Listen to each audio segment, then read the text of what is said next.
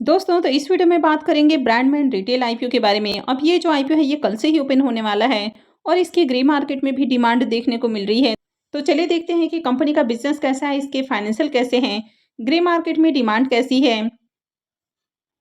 तो इससे पहले कि मैं वीडियो को शुरू करूं, अगर आप इस चैनल पर पहली बार विजिट कर रहे हैं या फिर आपने चैनल अब तक सब्सक्राइब नहीं किया है तो चैनल को सब्सक्राइब कर लें और वीडियो को भी लाइक कर दें।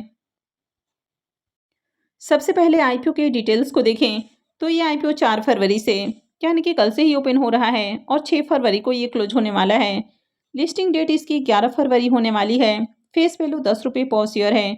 बुकिंग प्राइस 176 है और आईपीओ में 800 शेयर्स का लॉट रखा गया है।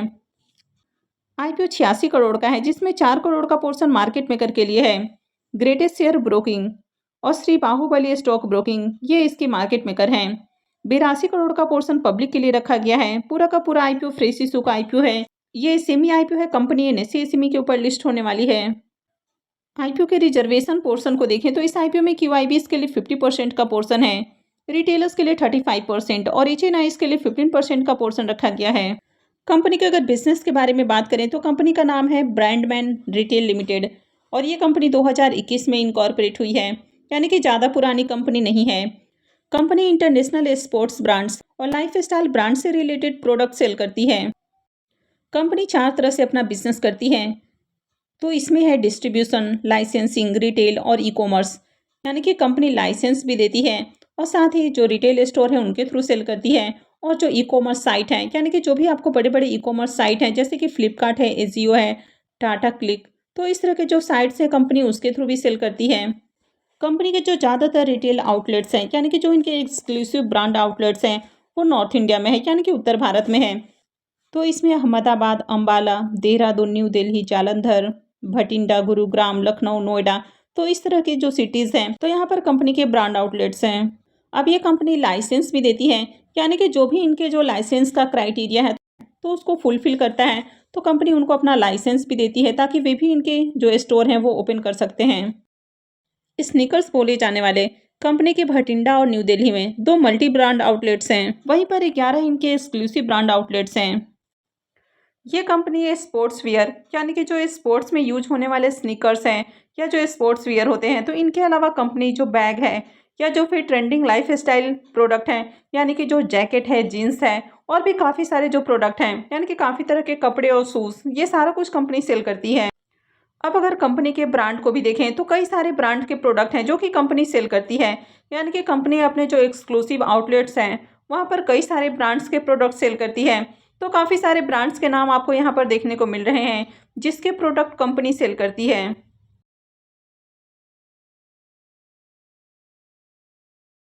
तो कंपनी एक्सक्लूसिव ब्रांड के साथ ही जो नॉन एक्सक्लूसिव ब्रांड है तो कंपनी वो भी प्रोडक्ट सेल करती है। तो company diverse range of high quality product sell करती है। तो कंपनी आपने देखा कि रिटेल जो आउटलेट्स हैं इनके अलावा जो ई कॉमर्स साइट है जैसे कि फ्लिपकार्ट है, एजियो है, टाटा क्लिप है, तो इनके थ्रू भी अपने प्रोडक्ट सेल करती है। तो अगर कंपनी के बिजनेस को देखें तो बिजनेस अच्छा है, लेकिन ये जो सेगमेंट है ये भी कॉम्पिटेटिव सेगमेंट है। तो चलिए अब इसके फाइनेंशियल को भी देख लेते हैं।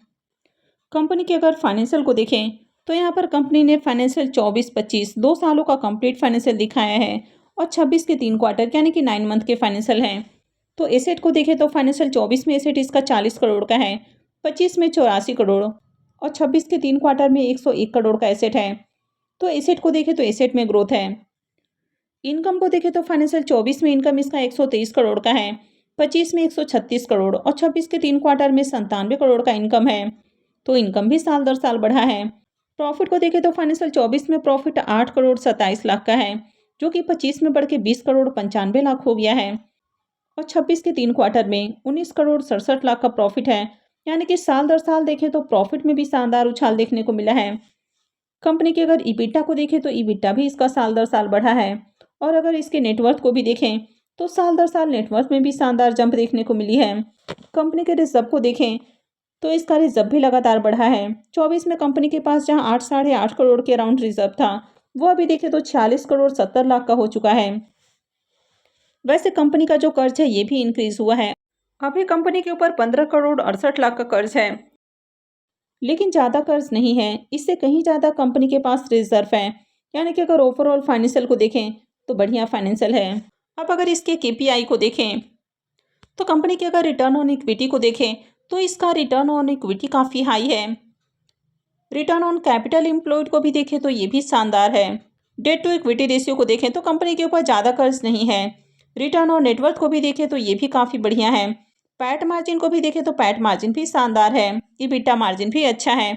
और प्राइस टू बुक वैल्यू को देखें तो ये थोड़ा सा हाई है, 7.53 का प्राइस टू बुक वैल्यू है।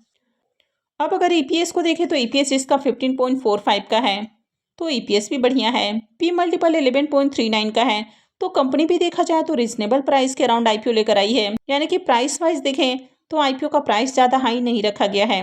प्रमोटर्स की होल्डिंग अभी 93.91% है, जो कि आगे कम होने वाली है। कंपनी के अगर मार्केट कैप को देखें तो कंपनी का मार्केट कैप 324 करोड़ के अराउंड है। तो चलिए एक बार इसको इसके लिस्टेड पीयर कंपनियों से भी कंपेयर करके देख लेते हैं। तो यहाँ पर अगर ब्रांडमैन रिटेल के अगर P मल्टीपल को देखें तो ये 11.39 का है। रेड टेप का 47.39 का, बाटा इंडिया का 47.41, लेहर का 34.59 का और लिबर्टी का 40.57 का P मल्टीपल है। तो यहाँ पर अगर मार्केट में इसके लिस्टेड पीयर कंपनियों से इसको कंपेयर करें तो कंपनी काफ़ी सस्ते प्राइस के ऊपर IPO लेकर आई है, यानी कि प्राइस वाइज देखें तो रिजनेबल प्राइस रखा गया है। हालांकि अगर मार्केट कैप के हिसाब से देखें तो इसकी जो मार्केट में लिस्टेड पीयर कंपनियां हैं उससे अगर इसको कंपेयर करें तो ये बहुत छोटी कंपनी है। IPO में अगर लॉट साइज को देखें तो IPO में 800 शेयर्स का लॉट रखा गया है, यानी कि अगर आप रिटेल पोर्शन से अप्लाई करते हैं तो कम से कम आपको 2 लॉट के लिए अप्लाई करना होगा, यानी कि 1600 शेयर्स के लिए एप्लीकेशंस लगाना होगा। और 2 लॉट के ऊपर जो मिनिमम इन्वेस्टमेंट अमाउंट है वो 2,81,600 रुपये है। IPO के शेड्यूल को देखें तो IPO 4 फरवरी से, यानी कि कल से ही खुल रहा है और ये 6 फरवरी को क्लोज होगा। अलॉटमेंट डेट इसकी 9 फरवरी होने वाली है। रिफंड डेट 10 फरवरी है। क्रेडिट डेट भी 10 फरवरी है और लिस्टिंग 11 फरवरी को होने वाली है। तो चलिए अब इसके ग्रे मार्केट प्रीमियम को भी देख लेते हैं। अब अगर इसके प्रीमियम को देखें तो इसका प्रीमियम फिलहाल 8.5 रुपये के ऊपर ट्रेड कर रहा। IPO में 800 शेयर्स का लॉट है, तो 2 लॉट से 13,600 रुपये करीब प्रॉफिट की उम्मीद है। प्रीमियम को देखें तो इसका प्रीमियम 5% के अराउंड ट्रेड कर रहा है, तो प्रीमियम को देखें तो ज़्यादा अट्रैक्टिव प्रीमियम नहीं है। कंपनी के अगर बिजनेस को देखें तो कंपनी का बिजनेस अच्छा है, फाइनेंशियल भी अट्रैक्टिव है। कंपनी का रेवेन्यू और प्रॉफिट में भी अच्छा ग्रोथ देखने को मिला है। और कंपनी IPO से जो फंड रेज करने वाली है तो अपने जो ब्रांड आउटलेट्स हैं तो उनके एक्सपेंशन के लिए और साथ ही जो न्यू ब्रांड आउटलेट्स हैं तो उनके सेटअप के लिए खर्च करने वाली है। तो कंपनी का ऑब्जेक्टिव भी अच्छा है। तो ओवरऑल देखें तो IPO बढ़िया है, लेकिन जब तक ग्रे मार्केट में अच्छी डिमांड देखने को नहीं मिलती है तब तक किसी भी IPO में अप्लाई करना रिस्की हो सकता है। और खासकर अगर SME IPO में देखा जाए तो SME IPO बहुत ज़्यादा रिस्की होते हैं। 4-5% का प्रीमियम बहुत ही कम माना जाता है। कम से कम 20% के अराउंड प्रीमियम होना चाहिए, तब जाकर IPO में अप्लाई करने के बारे में सोचा जा सकता है। वैसे ये रिकमेंडेशन बिल्कुल भी नहीं है। तो कहीं भी इन्वेस्टमेंट से पहले अपने खुद की एनालिसिस भी जरूर कर लें और उसके बाद ही कोई भी डिसीजन लें।